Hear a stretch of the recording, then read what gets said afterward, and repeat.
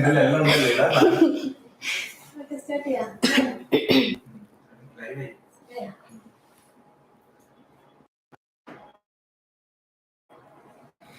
students, welcome to EdusLive Learning app. Good morning to all. അപ്പോൾ നമ്മൾ ഇന്ന് കഴിഞ്ഞ ക്ലാസ്സിൽ നമ്മൾ ചാപ്റ്റർ 1 അതായത് ബേസിക് കൺസെപ്റ്റ് ഓഫ് കെമിസ്ട്രിന്റെ റിവിഷൻ ക്ലാസ് കഴിഞ്ഞു അല്ലേ? അപ്പോൾ ഇന്ന് നമ്മൾ ചാപ്റ്റർ 2ലേക്ക് പോവുകയാണ്. ഫാറ്റ് ആണ് ചാപ്റ്റർ 2 അറിയപ്പെടുന്നത്. അപ്പൊ സ്ട്രക്ചർ ഓഫ് ആറ്റം എന്ന ചാപ്റ്ററിനെ കുറിച്ച് നമ്മൾ റിവിഷൻ ക്ലാസ് നടത്തുകയാണ്. അപ്പൊ ഞാൻ എല്ലാ പോയിന്റുകളൊന്നും ഉൾപ്പെടുത്തിയിട്ടില്ല. ഫോക്കസ് ഏരിയ ആണ്, അതായത് റിവിഷൻ ക്ലാസ് ആണല്ലോ, അപ്പൊ ഫോക്കസ് ഏരിയ ആണ് ഇതിൽ ഉൾപ്പെടുത്തിയിട്ടുള്ളത്. ഓക്കെ, അപ്പൊ നമുക്ക് ക്ലാസ് തുടങ്ങാം അല്ലെ? സ്ട്രക്ചർ ഓഫ് ആറ്റം എന്ന ചാപ്റ്റർ തുടങ്ങുമ്പോൾ തന്നെ നമ്മൾ ഫസ്റ്റ് നോക്കുന്നത് ഡിസ്കവറി ഓഫ് ആൻ ഇലക്ട്രോൺ. ആ ഡിസ്കവറി ഓഫ് ആൻ ഇലക്ട്രോൺ പഠിക്കുന്നതിന് മുമ്പേ തന്നെ ഞാനൊരു കാര്യം പറയാം. ഡാൾട്ടൺസ് അറ്റോമിക് തിയറി ഇല്ലേ, നമ്മൾ ഫസ്റ്റ് ചാപ്റ്ററിൽ പഠിച്ചിട്ടുണ്ടായിരുന്നു Dalton's atomic theory. John Dalton's atomic theory ഇറക്കിയപ്പോൾ പറഞ്ഞത് എന്തായിരുന്നു? All matter is made up of indivisible particles called atom അല്ലെ? ഇൻഡിവിസിബിൾ, അതായത് ഡിവൈഡ് ചെയ്യാൻ പറ്റാത്ത പാർട്ടിക്കിൾസ് കൊണ്ട് ഉണ്ടാക്കിയതാണ് എന്ന് പറഞ്ഞാൽ ആറ്റങ്ങളെ കൊണ്ട് ഉണ്ടാക്കിയതാണ് എല്ലാ പദാർത്ഥവും എന്ന് പറഞ്ഞായിരുന്നു ഇല്ലേ? അപ്പോ ഈ ആറ്റങ്ങൾ ഡാൾട്ടൺസ് അറ്റോമിക് തിയറിയിൽ പറഞ്ഞത് ഇതാണ്: ആറ്റം എന്ന് പറഞ്ഞ ഒരു ചെറിയ പാർട്ടിക്കിളിനെ നമുക്ക് ഇനി ഇറ്റ് ഈസ് ഇൻഡിവിസിബിൾ, നമുക്ക് ഇനി അതിനെ ഡിവൈഡ് ചെയ്യാൻ പറ്റൂല എന്നാണ് പറഞ്ഞത്. പക്ഷേ കുറെ കാലം കഴിഞ്ഞതിന് ശേഷം സയന്റിസ്റ്റുമാർ കാണാമെന്ന് വിചാരിച്ചു കഴിഞ്ഞാല് ഈ ആറ്റം എന്ന് പറഞ്ഞ ഒരു സാധനത്തിനെ നമുക്ക് ഇൻഡിവിസിബിൾ ചെയ്യാൻ പറ്റൂല എന്നല്ല, it can be divided into sub particles, അതായത് ഏറ്റവും ചെറിയ ചെറിയ സബ് പാർട്ടിക്കിൾസ് ആയിട്ട് ആ ആറ്റത്തിനെ നമുക്ക് ഡിവൈഡ് ചെയ്യാൻ പറ്റും എന്നാണ്. അപ്പൊ അതിലുള്ള സബ് പാർട്ടിക്കിൾസ് ആണ് നമ്മൾ ചെറിയ ക്ലാസ്സിൽ പഠിച്ചിട്ടുണ്ട്. ഏതൊക്കെയാണ് സബ് പാർട്ടിക്കിൾസ്? ഇലക്ട്രോൺ, പിന്നെതാ പ്രോട്ടോൺ, പിന്നെതാ ന്യൂട്രോൺ അല്ലെ? അപ്പൊ ഈ 3 സബ് പാർട്ടിക്കിൾസിനെയാണ് നമ്മൾ ഒരു ആറ്റത്തിന്റെ ഉള്ളിൽ അടങ്ങിയിരിക്കുന്ന സബ് പാർട്ടിക്കിൾസിനെ കുറിച്ച് നമ്മൾ പഠിച്ചിട്ടുണ്ടായിരുന്നു. അപ്പൊ ഇനി നമ്മൾ സ്റ്റാർട്ടിങ് പഠിക്കാൻ പോകുന്നത് ഇലക്ട്രോൺ എങ്ങനെ ഡിസ്കവേർഡ് ആയി, പ്രോട്ടോൺ ന്യൂട്രോൺ എങ്ങനെ ഡിസ്കവർ ചെയ്തു എന്നാണ് പഠിക്കാൻ പോകുന്നത്. സോ ഫസ്റ്റ് സ്ലൈഡ് ആണ് discovery of an electron. Discovery of an electron, it was discovered through a cathode ray discharge tube experiment. ഒരു എക്സ്പെരിമെന്റ് വെച്ചിട്ടാണ് ഇലക്ട്രോണിനെ കണ്ടുപിടിക്കുന്നത്. അതായത് ഡിസ്ചാർജ് ട്യൂബ് എക്സ്പെരിമെന്റ് എന്നാണ് ഈ എക്സ്പെരിമെന്റിന്റെ പേര്. എക്സ്പെരിമെന്റ് ചെയ്യാൻ വേണ്ടിയിട്ട് നമുക്കൊരു ട്യൂബ്, ഓക്കെ, ആ ട്യൂബിന്റെ പേരാണ് cathode ray discharge tube. Okay, ഈ കാത്തോഡ് റേ ഡിസ്ചാർജ് ട്യൂബ് എന്താണെന്ന് ചോദിച്ചു കഴിഞ്ഞാല് ഇതാണ്, ഈ പിക്ചറിൽ കാണുന്ന ഒരു സാധനമാണ് cathode ray discharge tube. It is made up of glass materials. ഈ ട്യൂബ് മുഴുവനും ഗ്ലാസ് മെറ്റീരിയൽസിനെ കൊണ്ട് ഉണ്ടാക്കിയതാണ്. എന്തുകൊണ്ടായിരിക്കും ഗ്ലാസ് മെറ്റീരിയൽസിനെ കൊണ്ട് ഉണ്ടാക്കിയത്? The discharge of cathode rays can be visible. Okay, അതായത് നമുക്ക് ഇതിൻ്റെ ഉള്ളിൽ എന്തൊക്കെ നടക്കുന്നുണ്ടോ അതൊക്കെ കാണാൻ പറ്റുന്നത് ഈ cathode ray discharge tube, glass മെറ്റീരിയൽസിനെ കൊണ്ട് ഉണ്ടാക്കിയ കാത്തോഡ് റേ ഡിസ്ചാർജ് ട്യൂബിലൂടെയാണ്. അപ്പോ ഈ ട്യൂബിൽ എന്താണെന്ന് വെച്ച് കഴിഞ്ഞാല് two side of the cathode ray discharge tube consist of 2 electrodes. Okay, 2 electrodes ആണ്. ഈ ഇലക്ട്രോഡ്സ് മെറ്റൽ ആണ്. ഓക്കെ, ഒന്ന് നമുക്ക് കാത്തോഡ് ആയിട്ട് ഉപയോഗിക്കാം, ഒന്ന് നമുക്ക് ആനോഡ്. ഓക്കെ, ആനോഡ് എന്തെങ്കിലും ഉപയോഗിക്കാം. ഇനി ഈ rods they are outside externally connected with the voltage, അല്ലെങ്കിൽ അതായത് battery, negative and positive terminal of the battery ആയിട്ട് കണക്റ്റഡ് ആണ് ഈ 2 ഇലക്ട്രോഡ്സ്. ഓക്കെ, അപ്പോൾ ഇതാണ് കാത്തോഡ് റേ ഡിസ്ചാർജ് ട്യൂബിന്റെ ഒരു എക്സ്പെരിമെന്റ് കണക്ഷൻ. ഓക്കെ, ഇനി ഇതിൽ എന്താണ് സംഭവിക്കുന്നത് എന്ന് വെച്ച് കഴിഞ്ഞാല് when the electric current is passed, അതായത് നമ്മൾ ബാറ്ററി ഓൺ ആക്കി കഴിഞ്ഞു കഴിഞ്ഞാല് the electric current flows through the circuit അല്ലെ? അപ്പൊ ഇലക്ട്രിക് കറന്റ് പോയിക്കൊണ്ടേ ഇരിക്കുന്നുണ്ട്. ആ സമയത്ത് ഉണ്ട് ഇല്ലേ, ഈ ആപ്പിൽ നമുക്ക് എന്താ കാണാൻ പറ്റുന്ന വെച്ച് കഴിഞ്ഞാല് when the current starts flowing from the cathode to anode, some rays are discharging അല്ലെ? എന്തോ ഒരു റേസ് കാത്തോഡിൽ നിന്ന് ആനോഡിലേക്ക് ഡിസ്ചാർജ് ആവുന്നുണ്ട്. അപ്പൊ അത് ഏത് റേസ് ആയിരിക്കും? ആ റേസിനെ കുറിച്ചിട്ട് പറയണമെന്നുണ്ടെങ്കിൽ അതിന്റെ കുറച്ച് എക്സ്പെരിമെന്റിന്റെ കുറച്ച് റിസൾട്ടും പ്രോപ്പർട്ടീസും അറിയണം. അപ്പൊ we can move on to the next slide പോവുകയാണെങ്കിൽ ഓഫ് ദി എക്സ്പെരിമെന്റ്, ഈ എക്സ്പെരിമെന്റൽ റിസൾട്ട് എന്താണെന്ന് വെച്ച് കഴിഞ്ഞാല് the cathode rays it start from cathode and move towards anode. ഈ റേസിനാണ് നമ്മൾ എന്ത് പറയുന്നത്? Cathode rays. ഓക്കെ, ഈ കാത്തോഡ് റേസ് കാത്തോഡിൽ നിന്ന് തുടങ്ങിയിട്ട് ആനോഡിലേക്ക് മൂവ് ചെയ്യാണ് ചെയ്യുന്നത്. Okay, when the electric current starts flowing, the cathode rays move from cathode towards anode. Okay, and these rays, ഈ റേസ് കാത്തോഡ് റേസ്, കാത്തോഡിൽ പോകുന്ന കാത്തോഡ് റേസ് എന്ന് വിളിക്കാം. അപ്പൊ ഈ കാത്തോഡ് റേസിന് പ്രത്യേകത എന്ന് വെച്ചാല് they are not visible through our naked eyes. Okay, നമ്മളെ കണ്ണുകൊണ്ട് കാണാൻ പറ്റുന്നതല്ല ആ റേസിന്. അപ്പൊ നമ്മൾ എന്ത് ചെയ്യും? This problem can be solved by a certain kind of material called fluorescent or phosphorescent materials. അതായത് ഫ്ലൂറസെന്റ് അല്ലെങ്കിൽ ഫോസ്ഫോറസ് മെറ്റീരിയൽസ് എന്ന് പറഞ്ഞ ഒരു മെറ്റൽ ഉണ്ട്, zinc sulphide. Okay, zinc sulphide എന്ന് പറഞ്ഞിട്ടുള്ള ഫ്ലൂറസെന്റ് ഓർ ഫോസ്ഫറസെന്റ് മെറ്റീരിയൽ ഉണ്ട്. ഇതെന്ത് ചെയ്യുന്ന വെച്ച് കഴിഞ്ഞാല് നമ്മള് കഴിഞ്ഞ സ്ലൈഡിലേക്ക് പോവാണ്. കഴിഞ്ഞ സ്ലൈഡിൽ ഈ ആനോഡില് നമ്മൾ എന്ത് ചെയ്യുന്നു? ഒരു ഹോൾ ഉണ്ടാക്കുന്നു. ഓക്കെ, ഈ ഹോൾ ഉണ്ടാക്കി കഴിഞ്ഞതിന് ശേഷം ഇപ്പുറത്തെ സൈഡില് ഈ ഫ്ലൂറസെന്റ് അല്ലെങ്കിൽ ഫോസ്ഫറസെന്റ് മെറ്റീരിയൽസ് ആയിട്ടുള്ള സിങ്ക് സൾഫൈഡ് എന്താ സംഭവിക്കുന്നത്? കോട്ടിങ് ചെയ്യും. ഓക്കെ, അപ്പോഴെന്താ സംഭവിക്കുന്നത് വെച്ച് കഴിഞ്ഞാല് ഈ കാത്തോഡ് റേസ് കാത്തോഡിൽ നിന്ന് ആനോഡിലേക്ക് പോകുന്നുണ്ടല്ലോ. അപ്പൊ ഈ പോകുന്നത് ഇവിടെ ഈ ഹോളിലേക്ക് കൂടെ അതെന്ത് ചെയ്യും? This cathode ray passes through the hole of കഴിഞ്ഞിട്ട് നേരെ പോയി സ്ട്രൈക്ക് ഏത് സ്ക്രീനിലായിരിക്കും?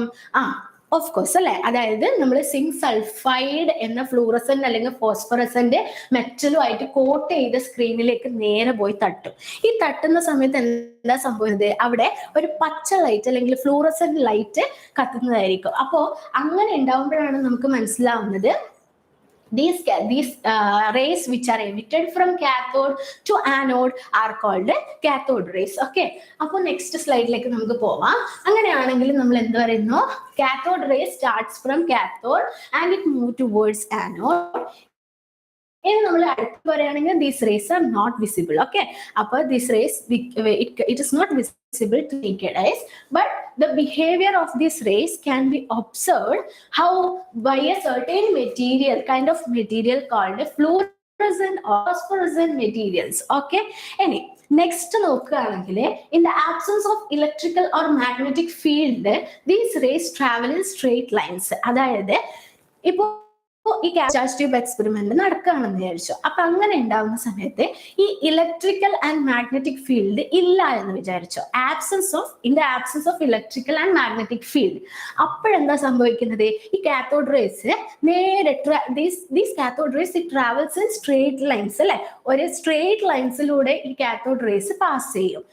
പക്ഷേ ഇനി ഇലക്ട്രിക്കൽ ആൻഡ് മാഗ്നറ്റിക് ഫീൽഡ് വന്നാലോ എന്താ സംഭവിക്കുക നോക്കാം. In the presence of electrical and magnetic field, the behavior of cathode rays are similar to that expected from negatively charged particles. അതായത് നെഗറ്റീവ്ലി ചാർജ്ഡ് പാർട്ടിക്കിൾസിന് ഉണ്ടാവുന്ന അതേ സ്വഭാവമാണ് ഈ കാത്തോഡ് റേ. എന്താ? അതായത് ഇലക്ട്രിക്കൽ ഓർ മാഗ്നറ്റിക് ഫീൽഡ് ഇല്ലാത്ത സമയത്ത് these rays travel in a deviating അല്ലെ, ഒരു ചെറിയൊരു ഡീവിയേഷൻ കാണാൻ പറ്റും. അപ്പൊ ആ ഡീവിയേഷൻ എന്ന് വെച്ച് കഴിഞ്ഞാൽ നെഗറ്റീവ്ലി ചാർജ്ഡ് ഭാവമാണ് കാണിക്കുന്നത്. That's why this experiment it has proved that the cathode raysന് ഏത് ചാർജാ? Negative charge. ഓക്കെ, അപ്പൊ കാത്തോഡ് റേസിന്റെ നെഗറ്റീവ് ചാർജ് ആണ്. And this negatively charged cathode rays are also known as electrons. ഈ ഇലക്ട്രോൺസ് എന്ന് പറയുന്ന റേസിനെ ഇലക്ട്രോൺസ് എന്നും വിളിക്കാം എന്ന പേര് വന്നത് ഈ എക്സ്പെരിമെന്റിന്റെ റിസൾട്ട് നോക്കിയിട്ടാണ്. അതായത് റിസൾട്ടിൽ പറയുന്നത് വെച്ചാല് മാഗ്നറ്റിക്കും ഇലക്ട്രിക് ഫീൽഡ് ഇല്ലാത്ത സമയത്ത് this rays travel in straight lines. ഇനി അഥവാ in the presence of an electrical and magnetic field വന്നു കഴിഞ്ഞാൽ എന്താ സംഭവിക്കുക? ദ സ്റ്റാർട്ട് ഡീവിയേറ്റിംഗ് അല്ലെ, ഈ സ്ട്രേറ്റ് ലൈൻസിൽ നിന്ന് കുറച്ച് ഡീവിയേഷൻ കാണിക്കാൻ തുടങ്ങും. ഈ ഡീവിയേഷൻ നെഗറ്റീവ്ലി ചാർജ്ഡ് പാർട്ടിക്കിൾസിന്റെ സ്വഭാവമാണ്. Okay, so from this we can understand that this cathode rays have negatively charged particles and this negatively charged particles are known as electrons. Okay. Appo ini namukku next point ilekku pole ee cathode rays aarokke depend cheyum ennanu nammal nokkandathu. They do not depend on the material of electrodes, nature of gas present in tube. അതായത് നമ്മൾ ഏത് material of electron, ഞാൻ പറഞ്ഞു ഇലക്ട്രോഡ്സിന് നമ്മൾ metal ആയിട്ടാണ് എടുക്കുക. അപ്പോൾ ഏതൊക്കെ മെറ്റൽ ആണോ ഉപയോഗിക്കുന്നത്, ഏതൊക്കെ മെറ്റീരിയൽസ് ഓഫ് ഇലക്ട്രോഡ്സ് ആണ് ഉപയോഗിക്കുന്നത്, പിന്നെ ഏത് ഗ്യാസ് ആണ് നമ്മൾ ഉള്ളിലേക്ക് എന്താ പറയാ ഈ കാത്തോഡ് ഡിസ്ചാർജ് ട്യൂബില് നമ്മൾ ഏത് ഗ്യാസ് ആണോ നടക്കുന്നത്, ഇതിന്റെ ഒന്നും ഡിപ്പെൻഡ് ചെയ്യാത്ത ഒരാളാണ് കാത്തോഡ് റേസ്. ഓക്കെ. അപ്പൊ കാത്തോഡ് ഡിസ്ചാർജ് ട്യൂബില് ഗ്യാസ് എങ്ങനെയാ നടക്കാന്നല്ലേ, ഗ്യാസ് പ്രഷർ. അപ്പൊ ഈ കാത്തോഡ് ഡിസ്ചാർജ് ട്യൂബ് എക്സ്പെരിമെന്റ് നടക്കണമെന്നുണ്ടെങ്കിൽ it will take place in the presence of high voltage and low pressure. Okay. Low പ്രഷറും ഹൈ വോൾട്ടേജ് ഉണ്ടാവുമ്പോഴാണ് ഈ എക്സ്പെരിമെന്റ് നടക്കുക. അപ്പം പ്രഷർ നമുക്ക് കൂട്ടും കുറക്കും ചെയ്യണമെന്നുണ്ടെങ്കിൽ we will fill the cathode discharge tube with the gas and this pressure is controlled by a vacuum tube. അതായത് നമ്മൾ കഴിഞ്ഞ ഈ പിക്ചറിൽ നമ്മൾ നോക്കുകയാണെങ്കിൽ നമുക്ക് കാണാൻ പറ്റും വാക്വം പമ്പ് ഉണ്ട്. ഈ വാക്വം പമ്പ് ഉപയോഗിച്ചിട്ടാണ് നമ്മൾ ഇതിന്റെ ഉള്ളിലുള്ള പ്രഷറിനെ നമ്മൾ കൺട്രോൾ ചെയ്യുന്നത്. ഓക്കെ അല്ലേ? ഇനി നമ്മൾ ഇലക്ട്രോൺ എങ്ങനെയാണെന്ന് കണ്ടുപിടിച്ചു കഴിഞ്ഞു. ഓക്കെ. ഇനി നമ്മൾ നോക്കാൻ പോകുന്നത് discovery of protons and neutrons. Okay. ഇനി ഇലക്ട്രോൺ ഒരു സബ് പാർട്ടിക്കിൾ കഴിഞ്ഞു. ഇലക്ട്രോൺ എങ്ങനെയാ കണ്ടുപിടിച്ചത് നമ്മൾ പഠിച്ചു. ഇനി പ്രോട്ടോൺസും ന്യൂട്രോൺസും എങ്ങനെയാ കണ്ടുപിടിച്ചത് നമ്മൾ പഠിക്കാൻ പോവാണ്. അപ്പോൾ ഈ കാത്തോഡ് ഡിസ്ചാർജ് ട്യൂബിനെ ഒന്നും കൂടി മോഡിഫൈ ചെയ്തിട്ട് അവിടെ ഇലക്ട്രിക്കൽ ഡിസ്ചാർജ് നടക്കുന്ന സമയത്ത് എന്താ കണ്ടുപിടിച്ച്, അവിടെ നെഗറ്റീവ്ലി ചാർജ്ഡ് പാർട്ടിക്കിൾസ് ഡിസ്ചാർജ് ആവുന്നതിന് പകരം അവിടെ പോസിറ്റീവ്ലി ചാർജ്ഡ് പാർട്ടിക്കിൾസ് ഡിസ്ചാർജ് ആവുന്നതാണ് കണ്ടുപിടിച്ചത്. അങ്ങനെ ഈ പോസിറ്റീവ്ലി ചാർജ്ഡ് ഡിസ്ചാർജ് പാർട്ടിക്കിൾസിനെ നമ്മൾ എന്ത് വിളിച്ചു? പ്രോട്ടോൺസ് എന്ന് വിളിക്കാൻ തുടങ്ങി. ഈ പ്രോട്ടോൺ വേറെ പേരുണ്ട്, കനാൽ റേസ്. എന്താ വിളിക്കുക? Canal rays. ഓക്കെ. അപ്പോ discharge carried out in the modified led to the discovery of particles which is having a positive charge, and this particle is known as proton or canal rays. Okay അല്ലേ? അപ്പൊ proton എന്താണെന്ന് മനസ്സിലായി. ഇനി നമ്മൾ പഠിക്കാൻ പോകുന്നത് how the discovery of neutron taken place. Okay. അപ്പൊ neutron എങ്ങനെയാ? ചാഡ്വിക്. ഓക്കെ. ജെയിംസ് ചാഡ്വിക് എന്ന സയന്റിസ്റ്റ് എന്താ ചെയ്തേ? ബെറിലിയം ഷീറ്റ് എടുത്തു. ഒരു ബെറിലിയത്തിന്റെ തിൻ ഷീറ്റ് എടുത്തിട്ട് ആ തിൻ ഷീറ്റ് ഓഫ് ബെറിലിയത്തിലേക്ക് high energetic highly energetic alpha പാർട്ടിക്കിൾസിനെ ബോംബാർഡ് ചെയ്തു. അതായത് ഇത് തിൻ ഷീറ്റ് ഓഫ് ബെറിലിയം ആണെങ്കിൽ ഇവിടുന്ന് ആൽഫ പാർട്ടിക്കിൾസിനെ ഈ ബെറിലിയം എന്ന ഷീറ്റിലേക്ക് ബോംബാർഡ് ചെയ്യുകയാണ് ചെയ്തത്. ഇങ്ങനെ ചെയ്ത സമയത്ത് electrically neutral particles having mass slightly greater than that of the proton. ഈ പോസിറ്റീവ്ലി ചാർജ്ഡ് പാർട്ടിക്കിൾസ് പ്രോട്ടോണിനെക്കാളും ചെറിയൊരു മാസിന്റെ വ്യത്യാസത്തില് വേറൊരു ഇലക്ട്രിക്കലി ന്യൂട്രൽ ആയിട്ട്, അതായത് ന്യൂട്രൽ ആയിട്ടുള്ള ഒരു പാർട്ടിക്കിൾസ് എമിറ്റ് ചെയ്യുന്നത് കാണപ്പെട്ടു. അങ്ങനെ ഈ എമിറ്റഡ് ആയിട്ടുള്ള particle electrically neutral. He named this neutral particles as neutrons. അങ്ങനെ ഈ ന്യൂട്രൽ പാർട്ടിക്കിൾസിന് എന്ത് പേര് വന്നു? ന്യൂട്രോൺസ്. ഓക്കെ. അപ്പൊ ഇലക്ട്രോൺ എങ്ങനെ കണ്ടുപിടിച്ചു, പ്രോട്ടോൺ എങ്ങനെ കണ്ടുപിടിച്ചു, ന്യൂട്രോൺ എങ്ങനെ കണ്ടുപിടിച്ചു, ഇത് മൂന്നും നമ്മൾ പഠിച്ചു കഴിഞ്ഞു അല്ലെ? അപ്പൊ ഇലക്ട്രോൺ സബ് പാർട്ടിക്കിൾസ് ആയിട്ട് ഡിവൈഡ് ചെയ്യാൻ പറ്റും. ഇനി ഇലക്ട്രോണിനെ നമ്മൾ എന്താ ഡിനോട്ട് ചെയ്യാ? ഇ എന്ന് പറഞ്ഞിട്ട് ഡിനോട്ട് ചെയ്യും. പ്രോട്ടോണിനെ നമ്മൾ എന്താ ഡിനോട്ട് ചെയ്യാ? പി എന്ന് പറഞ്ഞിട്ട് ഡിനോട്ട് ചെയ്യും. ന്യൂട്രോണോ എൻ എന്ന് പറഞ്ഞിട്ട് ഡിനോട്ട് ചെയ്യും. ഓക്കെ. ഇതാണ് electron E, proton P, neutron N. And electron have negative charge and proton have positive charge and neutron have no charge. Okay. ന്യൂട്രോണിന് ഒരു ചാർജും ഇല്ല. They are neutral, electrically neutral. ഇനി നമ്മൾ അടുത്ത സ്ലൈഡിലേക്ക് പോവാണ്. നമ്മൾ അടുത്ത സ്ലൈഡ് എന്ന് വെച്ച് കഴിഞ്ഞാല് ആറ്റത്തിന്റെ ഉള്ളില് atom consist of 3 sub atomic particles. അതായത് 3 സബ് അറ്റോമിക് പാർട്ടിക്കിൾസ് എന്ന് പറഞ്ഞു അല്ലെ?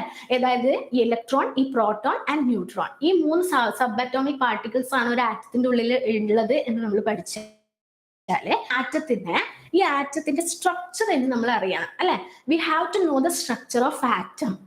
ഈ ഇലക്ട്രോണും പ്രോട്ടോണും ന്യൂട്രോണും ഇതൊക്കെ എങ്ങനെയാണ് ആറ്റത്തിന്റെ ഉള്ളിൽ അറേഞ്ച് ചെയ്തിരിക്കുന്നത് എന്നറിയണം. അതുകൊണ്ട് ഒരുപാട് സയന്റിസ്റ്റുമാർ എന്ത് ചെയ്തു, ഒരുപാട് മോഡൽസ് ഉണ്ടാക്കി ഓരോ ആറ്റത്തിന്റെ ഓരോ സ്ട്രക്ചറുകൾ കൊണ്ടുവന്നു. ഓക്കെ, ഫസ്റ്റ് ആറ്റം മോഡലാണ് Rutherford's nuclear model of atom വരുന്നതിന് മുമ്പേ ജെ തോംസൺ എന്ന സയന്റിസ്റ്റ് അറിയാലോ. അപ്പൊ ജെ തോംസൺ എന്ന സയന്റിസ്റ്റ് ഒരു മോഡൽ ഉണ്ടാക്കി, തോംസൺസ് മോഡൽ ഓഫ് ആറ്റം ആണ്. ഓക്കെ, അപ്പൊ അത് നിങ്ങൾ ടെക്സ്റ്റിൽ ഉണ്ട്. തോംസൺസ് മോഡൽ ഓഫ് ആറ്റം എന്താ all the positively charged particles R uniformly distributed through out അല്ലെ. പോസിറ്റീവ്ലി ചാർജ്ഡ് പാർട്ടിക്കിൾസ് ആയ പ്രോട്ടോൺസ് മുഴുവൻ യൂണിഫോംലി ഡിസ്ട്രിബ്യൂട്ടഡ് ആയിട്ടുണ്ട്. ഇനി അതിന്റെ ഉള്ളിൽ നെഗറ്റീവ്ലി ചാർജ്ഡ് പാർട്ടിക്കിൾസ് ആയിട്ടുള്ള electrons they are embedded in them അല്ലെ. ഈ പോസിറ്റീവ്ലി ചാർജ്ഡ് സ്ഫിയറിൽ എന്താ പറയാ, ഈ വാട്ടർമെലന്റെ ഉള്ളിൽ സീഡ്സ് ഉണ്ടാവലില്ലേ, അതേപോലെ എംബെഡഡ് ആയിട്ടുണ്ട്.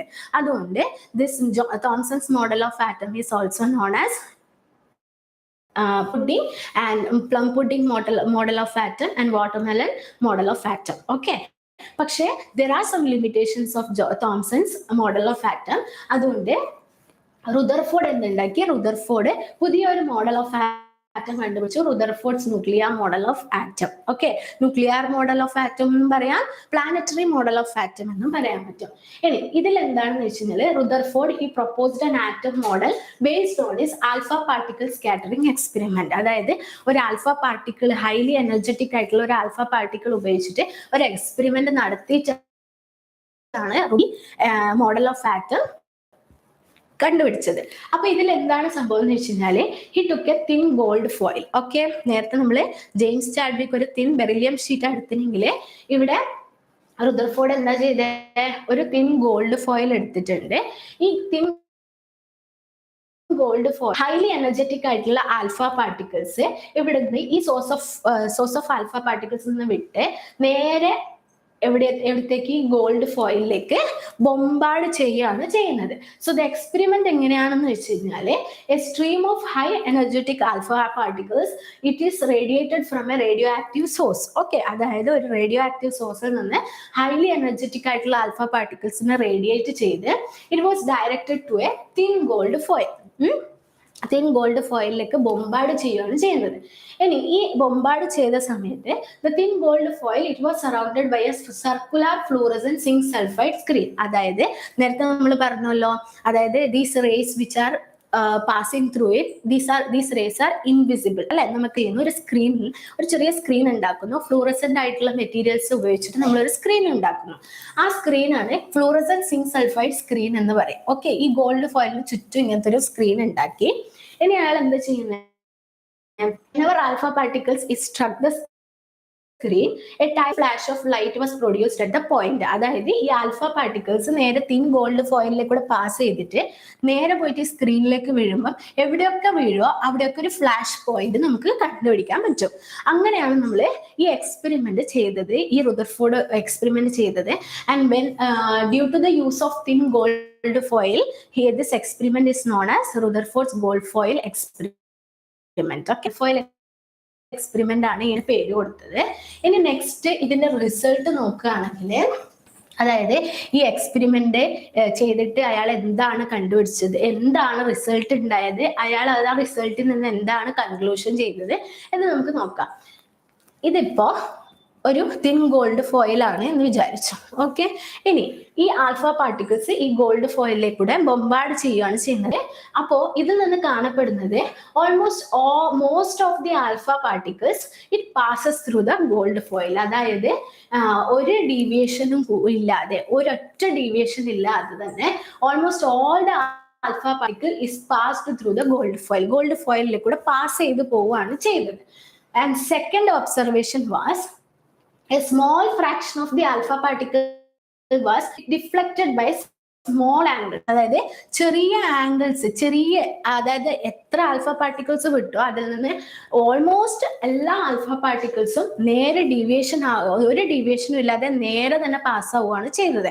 പക്ഷെ അതിൽ നിന്ന് ചില ആൽഫ പാർട്ടിക്കിൾസ് എന്ത് ചെയ്തു എന്ന് വെച്ച് കഴിഞ്ഞാല് സ്മോൾ ആംഗിൾ ഡീവിയേഷൻ കാണിച്ചു. ഓക്കെ, ഇനി next third section, a very few alpha particles bounced back. അതായത് നമ്മളൊരു റബ്ബർ ബോൾ വോളിലേക്ക് അടിച്ചു കഴിഞ്ഞാൽ നേരെ തിരിച്ച് ബൗൺസ് ചെയ്യാറില്ലേ, അതേപോലെ തന്നെ ആൽഫ പാർട്ടിക്കിൾസ് ഇത്ര പോലെ ഒരു 16 ആൽഫ പാർട്ടിക്കിൾസ് നിന്ന് 1 or 2 ആൽഫ പാർട്ടിക്കിൾസ് ആണ് എന്താ ചെയ്തേ, നേരെ ബൗൺസ് ബാക്ക് 180 ഡിഗ്രിയിലേക്ക് ബൗൺസ് ബാക്ക് ചെയ്തത്. അത്ര ചെറിയ alpha particles, minute alpha particles ആണ് ബൗൺസ് ബാക്ക് ചെയ്തത്. ഈ 3 റിസൾട്ട് ആണ് ഇയാൾക്ക് ഈ എക്സ്പെരിമെന്റ് വെച്ചിട്ട് കണ്ടുപിടിക്കാൻ പറ്റിയത്. അപ്പൊ ഈ എക്സ്പെരിമെന്റിൽ നിന്ന് അയാൾ ഒരു കൺക്ലൂഷനിലേക്ക് എത്തി. എന്താണ് conclusion? Most of the alpha particles passed through the gold foil without any deviation. അപ്പൊ ഫസ്റ്റ് ഒബ്സർവേഷൻ എന്തായിരുന്നു? ഡീവിയേഷനും ഇല്ലാതെ എല്ലാ ആൽഫ പാർട്ടിക്കിൾസും നേരെ പാസ്സായി എന്നാണ്. അപ്പൊ അതിൽ നിന്ന് അയാൾ കൺക്ലൂഷൻ ചെയ്തത് എന്താണെന്ന് വെച്ചാല്, most of the space in the atom is empty. ഒരു ആറ്റത്തിന്റെ ഉള്ളില് ഏകദേശം എല്ലാ സ്പേസും എംപ്റ്റി ആണ്. ഓക്കെ, ആറ്റം എന്ന് പറഞ്ഞു കഴിഞ്ഞാല് അതിന്റെ ഉള്ളില് ഓൾമോസ്റ്റ് എല്ലാ സ്പേസും എംപ്റ്റി ആയത് കൊണ്ടാണ്. എന്തെങ്കിലും അവിടെ ഒബ്ജക്റ്റ് ഉണ്ടെങ്കിൽ മാത്രമല്ലേ അത് തിരിച്ചു വരുവോ, അല്ലെ എന്തെങ്കിലും ഒരു ഡീവിയേഷൻ കാണിക്കുള്ളൂ. എന്താണ് സംഭവം എന്ന് വെച്ച് കഴിഞ്ഞാല്, ഇത് നേരെ ഒരു ഡീവിയേഷനും ഇല്ലാതെ നേരെ പാസ് ചെയ്യണം എന്നുണ്ടെങ്കിൽ ഇവിടെ ഒക്കെ എന്താ, ഈ സ്പേസ് ഒക്കെ എംപ്റ്റി ആണ് എന്നാണ് അർത്ഥം. ഇനി സെക്കൻഡ് ഒബ്സർവ് ആയിരുന്നു, അതിൽ നിന്ന് ചില ആൽഫ പാർട്ടിക്കിൾസ് ചെറിയൊരു ഡീവിയേഷൻ, ചെറിയ ആംഗിൾസിൽ ഡീവിയേഷൻ കാണിച്ചു. അപ്പൊ positive charge of the atom is concentrated in a very small volume at the center called nucleus. അതായത് നമ്മളെ പോസിറ്റീവ്ലി ചാർജ്ഡ് ആയിട്ടുള്ള പ്രോട്ടോൺസ്, ഇതൊക്കെ എന്താണ്, ഈ പ്രോട്ടോൺസും ന്യൂട്രോൺസും ഒക്കെ എന്താ, it is concentrated at A very small region. അതായത് ഏറ്റവും ചെറിയ റീജിയനിലാണ് ഈ പ്രോട്ടോൺസും ന്യൂട്രോൺസും ഒക്കെ കോൺസെൻട്രേറ്റഡ് ആയിട്ടുള്ളത്. അത് ഇവിടെ സെന്റർ ഓഫ് ദി ആറ്റം അല്ലെ, ആറ്റത്തിന്റെ ഏറ്റവും സെന്റർ പൊസിഷനിലാണ് ഉള്ളത്. And that position is called, that region is called nucleus. ആ ന്യൂക്ലിയസിന്റെ അകത്താണ് ഈ പ്രോട്ടോൺ ഒക്കെ അടങ്ങിയിട്ടുള്ളത്.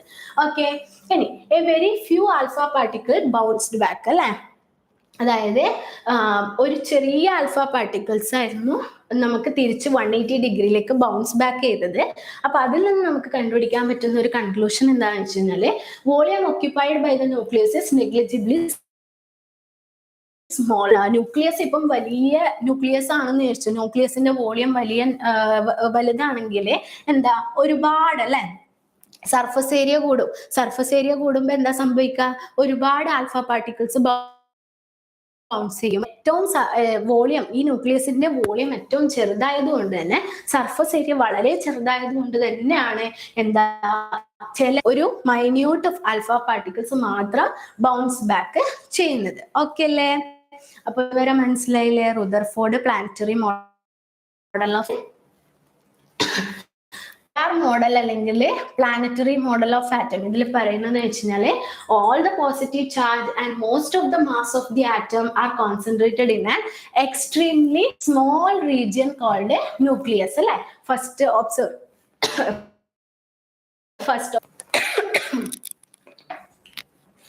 ഒരു minute.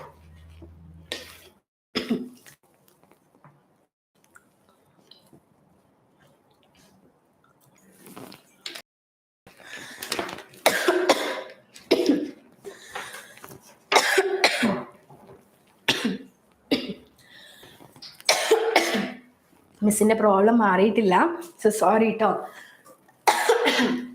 All the positive charge and most of the mass of the atom, they are concentrated in an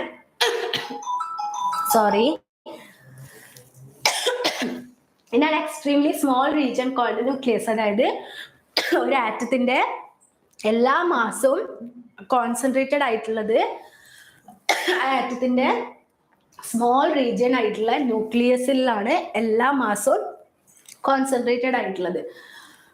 ഇനി അതിന്റെ ആ ന്യൂക്ലിയസിന് ചുറ്റും electrons are revolving around the nucleus with a very high speed in circle called orbit. അതായത് നമ്മളെ solar system ഇല്ലേ, solar സിസ്റ്റത്തിൽ എന്താ സംഭവിക്കുക, sun is at the center and all the other planets revolve around the sun in a fixed path called orbit അല്ലേ. ഓരോ പ്ലാനറ്റും അവരുടേതായ fixed പാത്തില് സണ്ണിന് ചുറ്റും റിവോൾവ് ചെയ്യാണ് ചെയ്യുന്നത്. അപ്പോ അതുകൊണ്ട് നമ്മളെ ഈ ന്യൂക്ലിയസിന് ചുറ്റും ഇലക്ട്രോൺസ് എന്താണ് ചെയ്യുന്നത്? They revolve around the nucleus with a very high speed in a fixed path called orbit. Okay, അപ്പോ ഡിസ്റ്റർബ് ആവുന്നുണ്ടോ എന്റെ ചുമ കാരണം? സോറി കേട്ടോ. അപ്പൊ നമ്മളെ electrons and the nucleus are held together by electrostatic forces of attraction. അപ്പം third point എന്താണെന്ന് വെച്ചാല് ഈ ന്യൂക്ലിയസ് നടുക്കുണ്ട്, ന്യൂക്ലിയസിന് ചുറ്റും ഫിക്സഡ് പാത്ത് ആയിട്ടുള്ള ഓർബിറ്റ്സിൽ ഇലക്ട്രോൺസ് ചുറ്റിക്കൊണ്ടിരിക്കുകയാണ് ചെയ്യുന്നത്. അപ്പൊ ഇവര് തമ്മിൽ ഒരു അട്രാക്റ്റീവ് ഫോഴ്സ് ഉണ്ട്. ആ അട്രാക്റ്റീവ് ഫോഴ്സ് ആണ് ഇലക്ട്രോസ്റ്റാറ്റിക് ഫോഴ്സ്. ഓക്കെ, നമ്മള് ഈ റുദർഫോർഡ് മോഡൽ ഓഫ് ആറ്റം തന്നെയാണോ അവസാനത്തെ സ്ട്രക്ചർ ഓഫ് ആറ്റം കണ്ടുപിടിച്ചത് എന്ന് പറഞ്ഞു കഴിഞ്ഞാല് അല്ല. റുദർഫോർഡ് മോഡൽ ഓഫ് ആറ്റത്തില്, അതായത് റുദർഫോർഡ്സ് പ്ലാനറ്ററി മോഡൽ ഓഫ് ആറ്റത്തില് കുറച്ച് ഡ്രോബാക്സ് ഉണ്ട്. ഓക്കെ, എന്താണ് ഡ്രോബാക്സ് എന്ന് വെച്ച് കഴിഞ്ഞാല് Rutherford's model it cannot explain of the atom. അതായത് റുദർഫോർഡ് പറഞ്ഞത് എന്താ, ഈ ഇലക്ട്രോൺസ് ന്യൂക്ലിയസിന് ചുറ്റും ഫിക്സഡ് പാത്ത് കോൾഡ് ഓർബിറ്റില് റിവോൾവ് ചെയ്യുന്നുണ്ട് എന്ന് പറഞ്ഞു. പക്ഷേ ഈ റിവോൾവ് ഓർബിറ്റിന് ഫിക്സഡ് എനർജി ഉണ്ട് എന്ന് പറഞ്ഞിട്ടില്ല. ഓക്കെ, അപ്പൊ നമുക്കറിയാം ഏതൊരു വസ്തുവും ഏതൊരു പാർട്ടിക്കിളും റിവോൾവ് ചെയ്തുകൊണ്ട്, അല്ലെങ്കിൽ അത് when it is in motion the energy starts decreasing, അല്ലെ, എനർജി കുറഞ്ഞുകൊണ്ടേ വരും. അപ്പോ ഈ റിവോൾവ് ന്യൂക്ലിയസിന് ചുറ്റും ഇത് റിവോൾവ് ചെയ്തുകൊണ്ടിരിക്കണം എന്നുണ്ടെങ്കിൽ അതിന്റെ എനർജി കുറഞ്ഞു വരും. ആരുടെ? ഇലക്ട്രോൺസിന്റെ എനർജി കുറഞ്ഞു വരും. അപ്പൊ അങ്ങനെ കുറഞ്ഞു വരികയാണെങ്കിൽ എന്താ സംഭവിക്കുക? The electrons, when the energy of the electron starts decreasing, electron starts coming towards the nucleus, അല്ലെ, ഇലക്ട്രോൺസ് ചുറ്റി നേരെ ന്യൂക്ലിയസിലേക്ക് പോവാൻ ചാൻസ് ഉണ്ട്. നിങ്ങളൊന്ന് ആലോചിച്ച് നോക്കിയേ, ഇലക്ട്രോൺസ് ഇങ്ങനെ ചുറ്റി നേരെ ന്യൂക്ലിയസിലേക്ക് പോയി കഴിഞ്ഞാൽ ആറ്റം ഉണ്ടോ? പിന്നെ ഇല്ലല്ലോ. അപ്പൊ ആറ്റം എന്ന് പറഞ്ഞ സാധനം പിന്നെ എക്സിസ്റ്റ് ആവില്ല. പക്ഷെ അങ്ങനെയാണോ ഇപ്പോഴത്തെ ലോകത്തിലുള്ളത്? അല്ലെ, ഇല്ല. Every matter is made up of atoms, അല്ലെ. അപ്പൊ ഈ ആറ്റം ഇല്ല എന്ന് വെച്ച് കഴിഞ്ഞാൽ എന്താ? നമ്മൾ ഈ കാണുന്ന വസ്തുക്കളൊന്നും നമുക്ക് കാണാൻ പറ്റില്ല, അല്ലെ. അപ്പോ ആറ്റം ഉണ്ടായത് കൊണ്ടാണ് ഈ മാറ്റർ ഒക്കെ നമുക്ക് കാണാൻ പറ്റുന്നതും. Everything is made up of atoms, അല്ലെ. അപ്പോ എന്തായാലും ആ ആറ്റത്തിന്റെ സ്റ്റെബിലിറ്റിനെ കുറിച്ചിട്ട് റുദർഫോർഡ് മോഡൽ ഓഫ് ആറ്റത്തിന് എക്സ്പ്ലെയിൻ ചെയ്യാൻ പറ്റുന്നുണ്ടായിരുന്നില്ല. He could not explain the electronic structure of atom. അതുകൊണ്ട് തന്നെ ആറ്റത്തിന്റെ സ്റ്റെബിലിറ്റി എക്സ്പ്ലെയിൻ ചെയ്യാൻ പറ്റാത്തത് കൊണ്ട് തന്നെ ആറ്റത്തിന്റെ ഒരു സ്ട്രക്ചർ കറക്റ്റ് ആയിട്ട് എക്സ്പ്ലെയിൻ ചെയ്യാൻ റുദർഫോർഡിന് ഇനിയും സാധിച്ചില്ല. അപ്പൊ ഈ മോഡൽ ഓഫ് ആറ്റം എന്താ ഒന്ന് തിരുത്താൻ വേണ്ടി നീൽസ് ബോർ വന്നു. അങ്ങനെ നീൽസ് ബോർ വന്നിട്ടാണ് particle nature of electromagnetic radiation വന്നത്. അതിനു മുമ്പേ നീൽസ് ബോർ എന്താ കണ്ടുപിടിച്ചത്? നീൽസ് ബോർ ഒരു ചെറിയൊരു, അതായത് ഈ Rutherford's planetary model of atom തന്നെ വന്നിട്ട് ഒരു ചെറിയൊരു വ്യത്യാസം ഇവിടെ വരുത്തി. റുദർഫോർഡ് പറഞ്ഞു the electrons are revolve on the nucleus in a fixed path called orbit. Okay, പക്ഷേ ഈ ഓർബിറ്റിന് ഫിക്സഡ് എനർജി ഉണ്ടോ ഇല്ലയോ എന്ന് റുദർഫോർഡ് പറഞ്ഞില്ല. അതാരാ പറഞ്ഞേ? നീൽസ് ബോർ പറഞ്ഞു ഈ ഫിക്സഡ് പാത്ത് കോൾഡ് ഓർബിറ്റ്സിന് have fixed energy. Okay, energy അതിനുണ്ട് എന്ന് പറഞ്ഞു. ഓക്കെ, ഈ ഫിക്സഡ് ഒക്കെ ഈ എനർജി ഒരിക്കലും ഇൻക്രീസ് ആവോ ഡിക്രീസ് ആവോ ചെയ്യില്ല. അപ്പൊ അതിൽ റിവോൾവ് ആവുന്ന ഇലക്ട്രോൺസിന് ഫിക്സഡ് എനർജി ആയിരിക്കും. അപ്പൊ energy of the electron is not decreasing or increasing, അല്ലെ. അതെങ്ങനെ മാറാൻ പോകുന്നില്ല. ഓക്കെ, അപ്പോ ആ ഒരു ചെറിയൊരു വേരിയേഷൻ ആണ് അവിടെ കൊണ്ടുവന്നത് ആരാ? Niels Bohr. ഓക്കെ, അതാണ് ബോർസ് മോഡൽ ഓഫ് ആറ്റം. നമ്മളത് പിന്നീട് പഠിക്കുന്നുണ്ട്. ഇനി നീൽസ് ബോർ പറഞ്ഞു കഴിഞ്ഞാൽ Niels Bohr Bohr's model of atom കൊണ്ടുവന്നതിന് ശേഷം പിന്നെ പറഞ്ഞത് എന്താണെന്ന് വെച്ച് കഴിഞ്ഞാല് every matter have to behaviour. അതായത് എല്ലാ മാറ്ററിന്, എല്ലാ പദാർത്ഥത്തിനും ഉണ്ടാവുന്നത് രണ്ട് സ്വഭാവമാണ്. ഒന്ന് പാർട്ടിക്കിൾ നേച്ചറും വേവ് നേച്ചറും. ഓക്കെ, അങ്ങനെ പാർട്ടിക്കിൾ നേച്ചറും ഉണ്ട്, വേവ് നേച്ചറും ഉണ്ട് എന്ന് നമ്മൾക്ക് ക്വാണ്ടം മെക്കാനിക്സ് വന്നു. ഓക്കെ, ക്ലാസിക്കൽ മെക്കാനിക്സ് ആയിരുന്നു ആദ്യം, അതിൽ പാർട്ടിക്കിൾ നേച്ചർ മാത്രമേ ഉണ്ടായിരുന്നുള്ളൂ. അപ്പോൾ ഒരുപാട് വേറെ ഫിനോമിനൻസ്, വേവ് നേച്ചർ ആയിട്ടുള്ള ഒരുപാട് ഡിഫ്രാക്ഷൻ, പിന്നെ ഇന്റർഫറൻസ്, ഇതൊക്കെ ഒന്നും ഈ ക്ലാസിക്കൽ മെക്കാനിക്സിൽ നമുക്ക് ഡിഫൈൻ ചെയ്യാൻ പറ്റിയിട്ടില്ല. അതുകൊണ്ട് തന്നെ എന്താ സംഭവിച്ചേ, പിന്നെ നമുക്ക് ഡുവൽ നേച്ചർ ഓഫ് മാറ്റർ, അതായത് ഏതൊരു മാറ്ററിന് രണ്ട് സ്വഭാവം കഴിച്ചു. ആ രണ്ട് സ്വഭാവമാണ് particle nature and wave nature, അല്ലെ?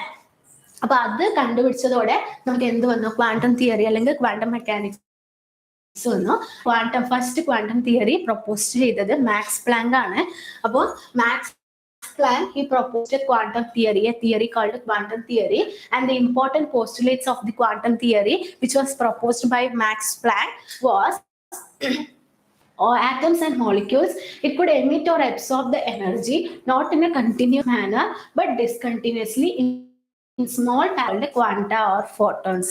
അതായത് ഈ ആറ്റംസ്, ഏതൊരു ആറ്റം എടുത്താലും ഏതൊരു മോളിക്യൂൾസ് എടുത്താലും ഇപ്പോൾ ആ ആറ്റത്തിന്റെ മുകളിൽ നമ്മൾ എന്തെങ്കിലും ഒരു എനർജി കൊടുത്തിട്ടുണ്ടെങ്കിൽ ആ എനർജിനെ അബ്സോർബ് ചെയ്യുന്നതും പിന്നെ ആ കൂടുതലായ എനർജിനെ അതിനെ എമിറ്റ് ചെയ്യണം, അല്ലെ? എനർജി കൂടുതൽ ചെയ്ത് കഴിഞ്ഞാൽ it will go in A high energy level, അല്ലെ? അപ്പൊ ഹൈ എനർജി ലെവലിൽ പോയി കഴിഞ്ഞാൽ ഏതൊരു ആറ്റവും അതിന്റെ ഗ്രൗണ്ട് സ്റ്റേറ്റിലെ സ്റ്റേബിൾ ആവുമല്ലോ. ഹൈ എനർജി ലെവലിൽ പോയി കഴിഞ്ഞാൽ അത് അൺസ്റ്റേബിൾ ആവും. അപ്പൊ വീണ്ടും തിരിച്ച് സ്റ്റെബിലിറ്റിയിലേക്ക് കൊണ്ടുവരാൻ വേണ്ടിയിട്ട് അത് എന്ത് ചെയ്യും, എക്സ്ട്രാ അബ്സോർബ് ചെയ്ത എനർജിനെ അത് എമിറ്റ് ചെയ്യും. അപ്പൊ ഒരു എക്സ്ട്രാ എനർജിനെ അബ്സോർബ് ചെയ്യോ എമിറ്റ് ചെയ്യോ ചെയ്ത് കഴിഞ്ഞാൽ അവിടെ എന്താ സംഭവിക്കുക, ഈ എമിഷൻ ഓഫ് എനർജി അല്ലെങ്കിൽ absorption of energy always it takes place in a discontinuous manner. Continuously ഒരിക്കലും അബ്സോർപ്ഷനും എമിഷനും നടക്കൂല. ഡിസ്കണ്ടിന്യൂസ് ആയിട്ടാണ് ഈ അബ്സോർപ്ഷനും എമിഷനും നടക്കുക. ഈ ഡിസ്കണ്ടിന്യൂഷൻ എന്ന് പറഞ്ഞു കഴിഞ്ഞാൽ എങ്ങനെയാ, in small packets of energy called quanta or photons. ഒരു എനർജിന്റെ ചെറിയ ചെറിയ പാക്കറ്റ്സ്, അതൊക്കെ ഒരു ഗ്യാപ്പ് വരും, ഡിസ്കണ്ടിന്യൂറ്റി ഉണ്ടാവും. അങ്ങനെയാണ് ഈ എനർജി അബ്സോർബ് ചെയ്യോ എമിറ്റ് ചെയ്യോ ചെയ്യുന്നത്. നമ്മൾ സെക്കൻഡ് പോസ്റ്റുലേറ്റ് നോക്കുകയാണെങ്കിൽ, the energy of each quantum of radiation it's directly proportional to its frequency. അതായത് ഓരോ ഫോട്ടോണിന് ഓരോ എനർജി ഉണ്ടല്ലോ. അപ്പൊ ആ ഓരോ ഫോട്ടോണിന്റെ energy it is directly proportional to its frequency. അത് എമിറ്റ് ആവുന്ന അല്ലെങ്കിൽ അത് അബ്സോർബ് ചെയ്യുന്ന ആ റേഡിയേഷന്റെ ഫ്രീക്വൻസി ആയിട്ട് ഡയറക്ട്ലി പ്രൊപ്പോർഷണൽ ആയിരിക്കും ആ റേഡിയേഷന്റെ എനർജി. ഓക്കെ, അപ്പൊ ഈ quantum energy is directly proportional to its frequency എന്ന് പറഞ്ഞു. അതെങ്ങനെയാ നമ്മൾ ഡിനോട്ട് ചെയ്യാം? ഈ ആണ് നമ്മൾ എനർജിനെ ഡിനോട്ട് ചെയ്യുന്നത്. ഓക്കെ, ഇനി ഫ്രീക്വൻസിനെ നമ്മൾ ഡിനോട്ട് ചെയ്യുന്ന ന്യൂ എന്നാണ് സൈൻ. ഓക്കെ, അപ്പോ ഈ energy it is directly proportional to the frequency എന്ന് പറഞ്ഞാല് ഡയറക്ട്ലി പ്രൊപ്പോർഷണൽ എന്ന് പറഞ്ഞു കഴിഞ്ഞാൽ ഇങ്ങനെയാണ്, അല്ലെ? It's directly proportional to the frequency. ഇനി ഇത് പ്രൊപ്പോർഷണാലിറ്റി സൈൻ ആണ്, അല്ലെ? ഈ പ്രൊപ്പോർഷണാലിറ്റി സൈനിനെ നമ്മൾ മാറ്റുന്നുണ്ടെങ്കിൽ എന്താ ചെയ്യാ, നമ്മൾ എന്ത് ചെയ്യാ, ഇ ഈസ് ഈക്വൽ ടു, ഈ പ്രൊപ്പോർഷണാലിറ്റി സൈൻ മാറ്റുമ്പോൾ ഇവിടെ ഒരു കോൺസ്റ്റന്റ് വരും. ഓക്കെ, ഒരു കോൺസ്റ്റന്റ് ഇൻറ്റു ന്യൂ എന്ന് വരും. ഓക്കെ, അത് ഏത് കോൺസ്റ്റന്റ് ആണ് എന്നാണ് ഇനി നമ്മൾ നോക്കേണ്ടത്. അപ്പൊ മാക്സ് പ്ലാങ്ക് ഒരു കോൺസ്റ്റന്റിനെ ഇൻട്രൊഡ്യൂസ് ചെയ്തു. ആ കോൺസ്റ്റന്റ് ആണ് ഏത്, H. Okay, a constant ആണ് H. So the equation, the Max Planck's equation is expressed by E is equal to H nu. Okay, E is equal to H nu എന്ന് പറഞ്ഞിട്ടുള്ള ഇക്വേഷനിലാണ് ഇവിടെ express ചെയ്തിട്ടുള്ളത്.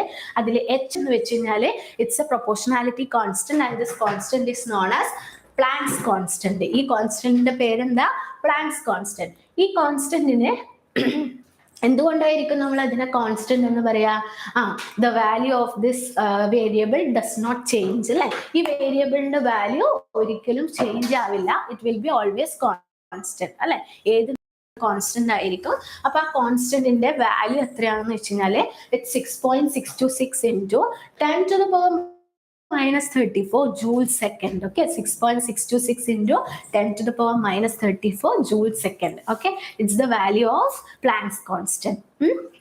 ഇനി ഈ കോൺസ്റ്റന്റിന്റെ വാല്യൂ പഠിച്ചിരിക്കണം. കാരണം എന്ന് വെച്ചാൽ it will B helpful in problems. നമ്മളെ വരുന്ന പ്രോബ്ലത്തിലേക്ക് നമുക്ക് ഒരുപാട് ഹെൽപ്ഫുൾ ആയിരിക്കും. ഓക്കെ, നെക്സ്റ്റ് നമ്മൾ നോക്കുകയാണെങ്കിൽ it's about a photo electric effect. Photo electric effect പറയുകയാണെങ്കിൽ this photo electric effect it is a phenomenon of ejection of the electrons by certain metals when light of suitable frequency incident on them. അതായത് നമ്മൾ എന്താ ചെയ്യുന്നത്, first ഒരു metal എടുക്കുന്നു, ഒരു certain metals, എല്ലാ മെറ്റൽസും ഒന്നും എടുക്കാൻ കഴിയില്ല. അതായത് ഒരു ത്രെഷോൾഡ് ഫ്രീക്വൻസി ഒക്കെ താങ്ങാൻ കഴിയുന്നത്. എന്താണ് ത്രെഷോൾഡ് ഫ്രീക്വൻസി എന്ന് ഞാൻ പറയാം. ത്രെഷോൾഡ് ഫ്രീക്വൻസി താങ്ങാൻ കഴിയുന്ന ഒരു മെറ്റൽ സർഫസ് നമ്മൾ എടുക്കും. ഇനി ആ മെറ്റൽ സർഫസിലേക്ക് നമ്മൾ എന്താ ചെയ്യുന്നത്, ഒരു ലൈറ്റ് നമ്മൾ ലൈറ്റ് ഓഫ് സം റേഡിയേഷൻ, ഒക്കെ ഒരു റേഡിയേഷൻ ലൈറ്റ് നമ്മൾ അതിലേക്ക് ഇൻസിഡന്റ് ചെയ്യാനാണ് പോകുന്നത്. അപ്പൊ അത് ഇവിടെ ബോംബാർഡ് ചെയ്യുന്ന സമയത്ത് മെറ്റൽ സർഫസിൽ നിന്ന് എന്തോ ഒരു സാധനം ഇജക്ട് ചെയ്യുന്നുണ്ട്. ഓക്കെ, എന്തോ ഒരു പാർട്ടിക്കിൾ നമ്മൾ ഇജക്ട് ചെയ്യപ്പെടുന്നുണ്ട്. അപ്പൊ അതാണ് ഇവിടെ സംഭവിക്കുന്നത്. വെൻ സം ലൈറ്റബിൾ ഫ്രീക്വൻസി, ഏത് സ്യൂറ്റബിൾ ഫ്രീക്വൻസി ആയിട്ടുള്ള ലൈറ്റിനെ നമ്മൾ മെറ്റൽ സർഫസിലേക്ക് ഇൻസിഡന്റ് ചെയ്യുന്ന സമയത്ത് ejection of some particles takes place. ഇനി ആ ഇജക്ഷൻ ഓഫ് പാർട്ടിക്കിൾസ് എന്തായിരിക്കും?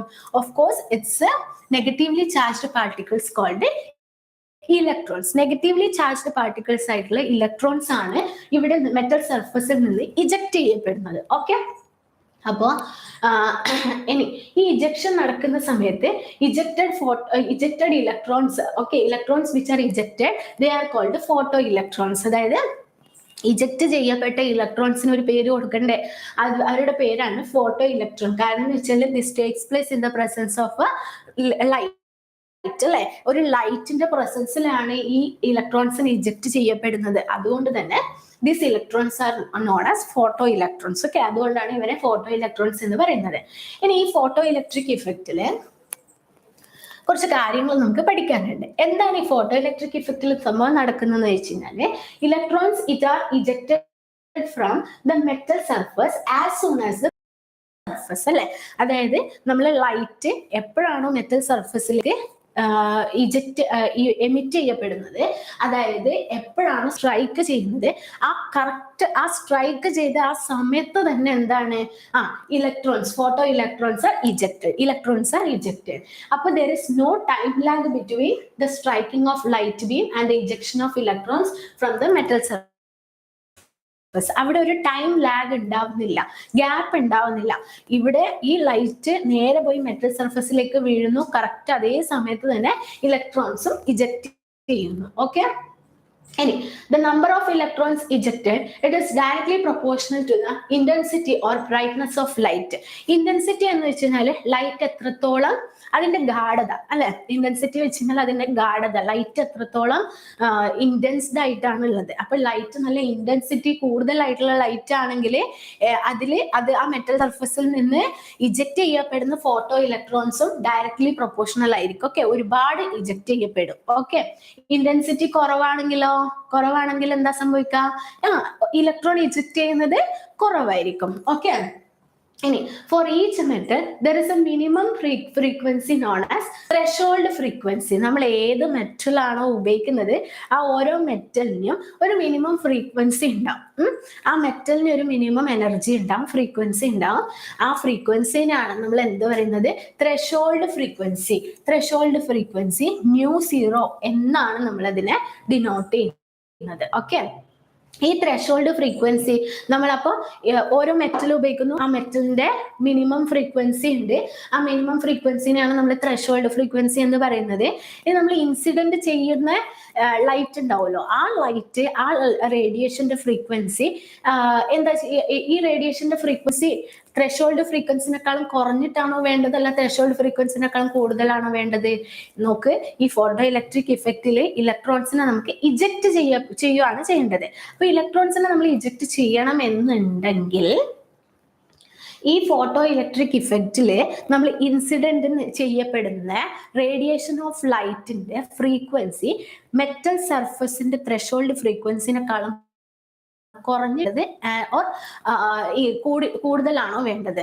ഓഫ് കോഴ്സ് അത് കുറഞ്ഞു കഴിഞ്ഞു കഴിഞ്ഞാൽ അവിടെ ഫോട്ടോ ഇലക്ട്രിക് ഇഫക്റ്റ് നടക്കൂല, ഇലക്ട്രോൺസ് ഇജക്ട് ചെയ്യൂല. കാരണം മെറ്റലിന് ഒരു മിനിമം ഫ്രീക്വൻസി ഉണ്ട്. ആ മിനിമം ഫ്രീക്വൻസിനെക്കാളും കുറഞ്ഞ ഫ്രീക്വൻസിയിലാണ് ലൈറ്റ് ഇൻസിഡന്റ് ചെയ്യുന്നുണ്ടെങ്കിൽ അതിന് ഇലക്ട്രോൺസ് അതിൽ നിന്ന് ഇജക്ട് ചെയ്യാൻ പറ്റൂല, അല്ലെ? അപ്പോ above the threshold frequency, the radiation of the incident light അതിന്റെ ഫ്രീക്വൻസി എബവ് ത്രെഷോൾഡ് ഫ്രീക്വൻസി ആയിരിക്കണം. അങ്ങനെ ആവുമ്പോൾ മാത്രമേ ഫോട്ടോ ഇലക്ട്രിക് ഇഫക്റ്റ് നമുക്ക് അവിടെ. Okay, and the kinetic energy of the ejected electron, it's directly proportional to the frequency of the incident light. അതായത് നമ്മൾ incident ചെയ്യപ്പെടുന്ന ലൈറ്റിന്റെ ഫ്രീക്വൻസിനെ ഡയറക്ട്ലി പ്രൊപ്പോർഷണൽ ആയിട്ട് ഡിപ്പെൻഡ് ചെയ്യുന്നതാണ് ഒരു ഇജക്ട് ചെയ്യപ്പെടുന്ന ഇലക്ട്രോൺസിന്റെ കൈനറ്റിക് എനർജി എന്ന് വെച്ചാൽ. ഇജക്ട് ചെയ്യപ്പെടുന്ന ഇലക്ട്രോൺസിന്റെ കൈനറ്റിക് എനർജി കൂടുതലായിരിക്കും. ഓക്കെ, കൈനറ്റിക് എനർജി എന്ന് പറഞ്ഞു കഴിഞ്ഞാൽ എന്താ? The energy which is absorbed by the particle when it is in motion, അല്ലെ? മോഷനിൽ ഉണ്ടാവുമ്പോൾ ഉണ്ടാവുന്ന ആ എനർജിനെയാണ് നമ്മൾ എന്താ പറയാ? കൈനറ്റിക് എനർജി, അല്ലെ? ഇനി നമ്മൾ അടുത്ത സ്ലൈഡിലേക്ക് പോവുകയാണെങ്കിൽ explanation of photo electric effect. Photo electric effect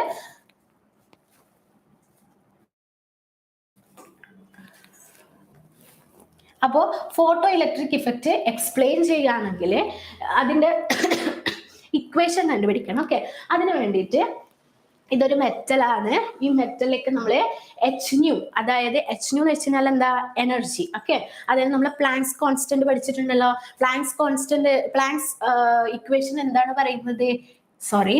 planks equation എന്താ പറയുന്നത് എന്ന് വെച്ച് കഴിഞ്ഞാൽ ഏതൊരു പാർട്ടിക്കിൾ എടുത്തു കഴിഞ്ഞാലും അതിന് ഒരു എനർജി ഉണ്ടാവും. ആ energy is equal to Hν ആണ്. ഓക്കെ, ഇനി where is energy, H is max, Planck's constant and mu is the frequency of that particle. Okay, ഏതൊരു ലൈറ്റോ പാർട്ടിക്കിളോ ഏതെടുത്തു കഴിഞ്ഞാലും അതിന് എന്തുണ്ടാവും? ഒരു ഫോട്ടോൺ എനർജി ഉണ്ടാവും. ആ energy it is directly proportional to its frequency എന്ന് നമ്മൾ പറഞ്ഞു. പിന്നെ അതിൽ നിന്നാണ് നമ്മൾ ആ പ്രൊപ്പോർഷണാലിറ്റി സൈൻ മാറ്റാൻ വേണ്ടിയിട്ടാണ് നമ്മൾ ഈക്വൽ ടു ഇട്ട് ഒരു കോൺസ്റ്റന്റ്. ആ കോൺസ്റ്റന്റിന്റെ പേരാണ് പ്ലാങ്ക്സ് കോൺസ്റ്റന്റ്, അല്ലെ? അങ്ങനെയാണ് ഈ ഇക്വേഷൻ വന്നത്, E is equal to Hν. ഇനി ഈ മെറ്റൽ സർഫസിലേക്ക് ഈ Hν എന്ന് പറഞ്ഞ എനർജി ഉള്ള ഒരു ഫോട്ടോൺ എന്ന് വെച്ച് കഴിഞ്ഞാൽ ലൈറ്റ് അല്ലെങ്കിൽ റേഡിയേഷൻ. ആ എനർജി ഓഫ് റേഡിയേഷനെ നമ്മൾ എന്ത് ചെയ്യുന്നു? മെറ്റൽ സർഫസിലേക്ക് സ്ട്രൈക്ക് ചെയ്യുകയാണ് ചെയ്യുന്നത്. അപ്പോൾ മെറ്റൽ സർഫസിൽ ഒരു എനർജി ഓൾറെഡി ഉണ്ടല്ലോ, ഇല്ലേ? മിനിമം ഫ്രീക്വൻസി ഉണ്ടല്ലോ. 0 ത്രെഷോൾഡ് ഫ്രീക്വൻസി ആണ്. അതിന്റെ കൂടെ മാക്സ് പ്ലാങ്ക്സ് കോൺസ്റ്റന്റും കൂടി കൂട്ടിക്കഴിഞ്ഞു കഴിഞ്ഞാൽ this Hν0 is the threshold energy of the metal surface. അത് സർഫസിൽ ഉണ്ടാവുന്ന മിനിമം എനർജിയാണ് ത്രെഷോൾഡ് എനർജി. ഇനി ഈ ത്രെഷോൾഡ് എനർജിനെക്കാളും കൂടുതലായിരിക്കണം ഇത്. അപ്പോഴാണ് എന്തുണ്ടാവുക? അവിടെ ഇലക്ട്രോൺസ് ഇജക്ട് ചെയ്യപ്പെടുക, അല്ലെ? അപ്പോ the part of energy which is used to overcome the surface barrier and come out of the metal surface. അതായത് ഈ എനർജി മെറ്റൽ സർഫസിൽ നിന്ന് ഇലക്ട്രോൺ പുറത്തേക്ക് വരണം എന്നുണ്ടെങ്കിൽ അതിന്റെ ത്രെഷോൾഡ് എനർജിനെക്കാളും കൂടുതൽ ഉള്ള എനർജി കിട്ടിയാൽ മാത്രമേ എന്താ സംഭവിക്കുക? അവിടെ ഈ അപ്പൊ ഈ ഇലക്ട്രോൺസ് ഇജക്ട് ചെയ്യുന്ന ആ പാർട്ട് ഓഫ് എനർജിനാണ് നമ്മൾ എന്ത് പറയാ? Work function. Okay, work function. ആ വർക്ക് ഫംഗ്ഷൻ ആണ് എന്താ പറയാ? phi is equal to Hν0 denote ചെയ്യുന്നത്. Okay, and the remaining part of the energy, അതായത് ഈ ലൈറ്റിൽ നിന്ന് വരുന്ന എല്ലാ മെറ്റൽ സർഫസിലുള്ള ഇലക്ട്രോൺസ് ഉപയോഗിക്കുന്നില്ല. കുറച്ച് എനർജി അതെന്ത് ചെയ്യുന്നു? ഇജക്ട് ചെയ്യാൻ വേണ്ടി ഉപയോഗിക്കുന്നു. That is work function. And eject ചെയ്ത് കഴിഞ്ഞതിന് ശേഷം അതിനൊരു കൈനറ്റിക് എനർജി ഉണ്ടാവുമല്ലോ.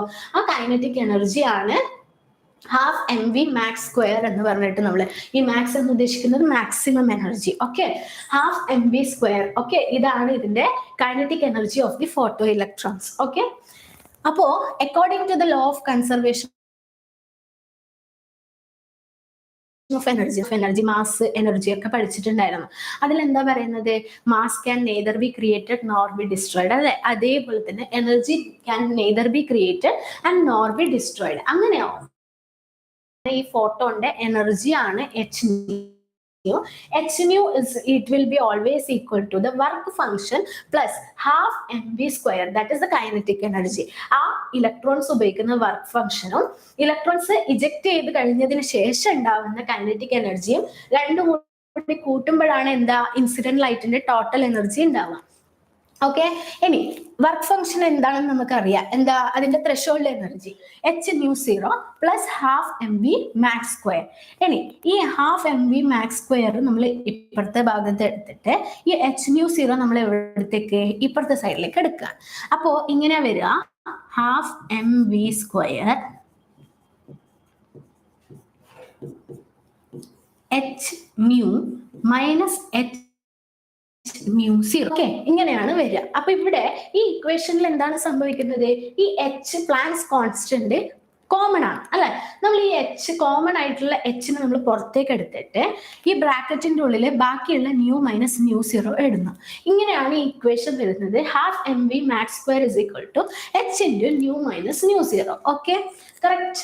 അപ്പോൾ ഇത്ര വരെ മനസ്സിലായില്ലേ? അപ്പൊ ഫോട്ടോ ഇലക്ട്രിക് ഇഫക്റ്റ് എങ്ങനെയാണ് എക്സ്പെരിമെന്റ് നടന്നതെന്ന് നമുക്ക് മനസ്സിലായി. ഫോട്ടോ ഇലക്ട്രിക് ഇഫക്റ്റിൽ എന്താണ് റിസൾട്ട് വരുന്നത്, എന്താണ് ഒബ്സർവ് ചെയ്തത്, കൺക്ലൂഷൻ എന്താണെന്ന് പഠിച്ചു. പിന്നെ അത് കഴിഞ്ഞിട്ട് നമ്മൾ ഫോട്ടോ ഇലക്ട്രിക് ഇഫക്റ്റിന്റെ ഇക്വേഷൻ, അതായത് energy of the photon, energy of the light and the energy work function plus kinetic energy of the ejected electrons. അപ്പൊ അവർ തമ്മിലുള്ള റിലേഷൻ നമ്മൾ പഠിച്ചു. ഇനി നമ്മൾ നെക്സ്റ്റ് സ്ലൈഡിലേക്ക് പോവുകയാണ്. ഇതിൽ ഫോട്ടോ ഇലക്ട്രിക് ഇഫക്റ്റിൽ നേരത്തെ പറഞ്ഞതുപോലെ തന്നെ ഫോട്ടോണിന്റെ, അതായത് ഇൻസിഡന്റ് ചെയ്യപ്പെടുന്ന ലൈറ്റിന്റെ എനർജി എത്രത്തോളം കൂടുതലാണോ അത്ര തന്നെ ഇലക്ട്രോൺസ് ഇജക്ട് ചെയ്യപ്പെടുകയും ചെയ്യും.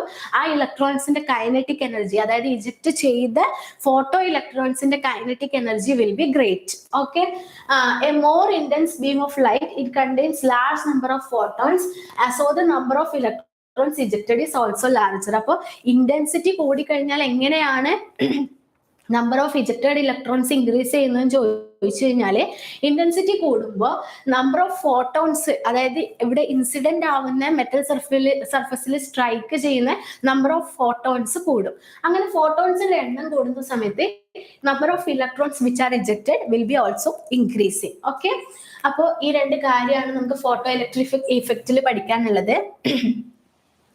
ഇനി നമ്മൾ പഠിക്കുന്നത് line spectrum of hydrogen. Okay, line spectrum of hydrogen, ഹൈഡ്രജന്റെ ലൈൻ സ്പെക്ട്രത്തിനെ കുറിച്ചിട്ടാണ് പഠിക്കുന്നത്. അപ്പോ സ്പെക്ട്രത്തിനെ കുറിച്ച് പഠിക്കുന്നതാണെങ്കിൽ അതിന് ഈ ഹൈഡ്രജൻ സ്പെക്ട്രത്തിനെ കുറിച്ച് പഠിക്കുന്നതിന് മുമ്പേ എന്താണ് സ്പെക്ട്രം എന്നറിയാം. ഓക്കെ, സ്പെക്ട്രം എന്താണെന്ന് അറിയുന്നതിന് മുമ്പേ ഈ ലൈറ്റ് പ്രിസത്തിലേക്കൂടെ പാസ് ചെയ്യുന്ന സമയത്ത് എന്താ സംഭവിക്കുക? നിങ്ങൾ ചെറിയ ക്ലാസ്സിൽ പഠിച്ചിട്ടുണ്ടാവില്ല. എന്താ സംഭവിക്കുന്നത്? ഒരു വൈറ്റ് ലൈറ്റ് നമ്മൾ നടുക്കൊരു പ്രിസം വെക്കുന്നു. The white light is passed through the prism. What happens later? എന്താ സംഭവിക്കുന്നത്?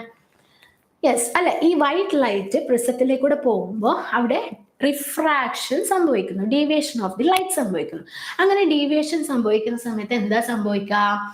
This white light is split into 7 colours അല്ലെ, 7 ഡിഫറെന്റ് കളേഴ്സിലേക്ക് സ്പ്ലിറ്റ് ആവുകയാണ് ചെയ്യുന്നത്. അപ്പൊ അതാണ് നമ്മൾ പഠിക്കുന്നത് അല്ലെ, റെയിൻബോ കളേഴ്സ് അല്ലെ, വിബ്ജിയോൾ അല്ലെ, violet, IndiGo, blue, green, yellow, orange, red. ഈ 7 കളറിലേക്ക് അത് ഈ വൈറ്റ് ലൈറ്റ് എന്താ ചെയ്യുന്നത്? സ്പ്ലിറ്റ് ആവുകയാണ് ചെയ്യുന്നത്. And this splitting of the light into the 7 different colours is known as spectrum. Okay, ഇതാണ് നമ്മുടെ സ്പെക്ട്രം എന്ന് പറയുന്നത്. അപ്പോൾ ആ ഡിഫറെന്റ് ലൈൻസ് അല്ലെ, ഇറ്റ് ഈസ് എന്താ പറയുക, it is splitted into one line is splitted into different line, that is known as spectrum. Okay, ഇനി സ്പെക്ട്രം എന്ന് വെച്ച് കഴിഞ്ഞാൽ കണ്ടിന്യൂസ് സ്പെക്ട്രം ഉണ്ട്. കണ്ടിന്യൂസ് സ്പെക്ട്രം ആണ്, കണ്ടിന്യൂസ് സ്പെക്ട്രത്തിന്റെ എക്സാമ്പിൾ ആണ് ഞാൻ ഇപ്പൊ പറഞ്ഞത്. White light when it is passed through prism, it is splitted into 7 different colors, and ഈ 7 different കളേഴ്സിന്റെ ഇടയിൽ ഗ്യാപ്പ് ഉണ്ടോ? ഇല്ല, ഇറ്റ് ഈസ് സ്പ്ലിറ്റഡ് കണ്ടിന്യൂസ്ലി അല്ലെ, കണ്ടിന്യൂസ്ലി ആയിട്ടാണ് സ്പ്ലിറ്റഡ് ആയിട്ടുള്ളത്. അതുകൊണ്ട് this continuous spectrum. And another spectrum is known as ഈ absorption or discontinuous spectrum ആണ്. അതിൽ 2 രീതി സ്പെക്ട്രം ഉണ്ട്. അബ്സോർപ്ഷൻ സ്പെക്ട്രം അല്ലെങ്കിൽ എബ്സോർപ്ഷൻ സ്പെക്ട്രം എന്ന് വെച്ച് കഴിഞ്ഞാൽ ഈ ആറ്റം അല്ലെങ്കിൽ ഒരു പാർട്ടിക്കിള് ഒരു എനർജി എക്സ്ട്രാ എനർജിനെ അബ്സോർബ് ചെയ്യുമ്പോൾ ഉണ്ടാവുന്ന സ്പെക്ട്രത്തിനാണ് അബ്സോർപ്ഷൻ സ്പെക്ട്രം എന്ന് പറയുന്നത്. ഇനി എമിഷൻ സ്പെക്ട്രം എന്ന് വെച്ച് കഴിഞ്ഞാൽ ഞാൻ പറഞ്ഞു എപ്പോഴും എല്ലാ ആറ്റവും എപ്പോഴാ സ്റ്റേബിൾ ആവുക എല്ലാ ആറ്റവും ഗ്രൗണ്ട് സ്റ്റേറ്റിൽ ഉണ്ടാവുമ്പോഴാണ് സ്റ്റേബിൾ ആവുന്നത്. അപ്പോൾ ഈ സ്റ്റേബിൾ ആവുന്ന സമയത്ത് ഇതിന് എക്സ്ട്രാ എനർജി കിട്ടിക്കഴിഞ്ഞു കഴിഞ്ഞാൽ that will jump into high energy level. അപ്പോൾ it will be highly unstable. Okay, അപ്പൊ അൺസ്റ്റേബിൾ ആയി കഴിഞ്ഞു കഴിഞ്ഞാൽ it will try to come back to it stable state അല്ലെ. അതായത് സ്റ്റേബിൾ സ്റ്റേറ്റിലേക്ക് വരാൻ വേണ്ടിയിട്ട് അത് നോക്കുമ്പോൾ it jumps from the high to ground state. Ground സ്റ്റേറ്റിലേക്ക് പോകുമ്പോൾ എക്സ്ട്രാ അബ്സോർബ് ചെയ്ത എനർജി നമുക്ക് അത് എമിറ്റ് ചെയ്യും. അപ്പൊ ആ എമിറ്റ് ചെയ്യുന്ന സമയത്ത് ഉണ്ടാവുന്ന സ്പെക്ട്രത്തിനാണ് എമിഷൻ സ്പെക്ട്രം എന്ന് പറയുന്നത്. ഓക്കെ, ഈ അബ്സോർപ്ഷൻ സ്പെക്ട്രം എമിഷൻ സ്പെക്ട്രം തമ്മിൽ അവരെന്താ സ്പെക്ട്രം അവർ തമ്മിൽ ഒരു ഗ്യാപ്പ് ഉണ്ടാവും. It won't be a continuous spectrum. Okay, നമ്മളെ white light splits into 7 different colours എന്ന് പറഞ്ഞില്ല, അതേപോലെ കണ്ടിന്യൂസ് സ്പെക്ട്രം ആയിരിക്കില്ല ഈ അബ്സോർപ്ഷൻ ഓർ എമിഷൻ സ്പെക്ട്രത്തിൽ ഉണ്ടാവാം. അങ്ങനെ ഇനി നമ്മൾ ലൈൻ സ്പെക്ട്രം ഓഫ് ഹൈഡ്രജനിലേക്ക് പോവാണ്. ഇനി hydrogen when an electric discharge is passed through a gaseous hydrogen, then H2 molecules dissociate and energetically excited hydrogen atom emit electromagnetic radiation of discrete frequency. അതായത് hydrogen ഗ്യാസിലേക്ക് നമ്മൾ എന്ത് ചെയ്യുന്നു? ഇലക്ട്രിക് ഡിസ്ചാർജ് കൊടുക്കുന്നു. Electric current കൊടുക്കുന്ന സമയത്ത് ഈ H2 molecules, hydrogen ഗ്യാസിൽ hydrogen H2 molecule ആയിട്ട് ഉണ്ടാവാം. This will be dissociated into hydrogen atom, and each hydrogen atom it starts absorbing some extra energy.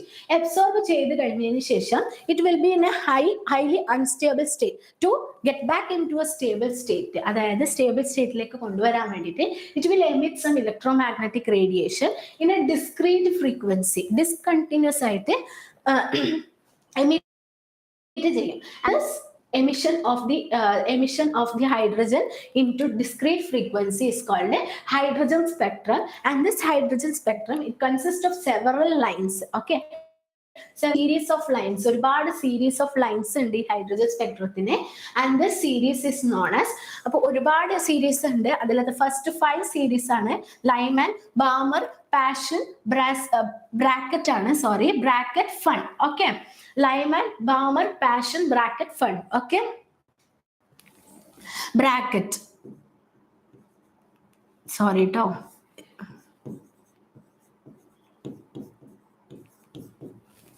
അപ്പോൾ Lyman, Balmer, passion, bracket, fund. Okay, അങ്ങനെയാണെങ്കിൽ ഈ 5 സീരീസിൽ ഇത് നോക്കൂ, എനർജി ലെവൽസ് ഈ n is equal to 1, n is equal to 2, n is equal to 3, n is equal to 4, 5, 6, 7, 8 infinity എന്ന് പറയുന്നത്, these are the different energy levels.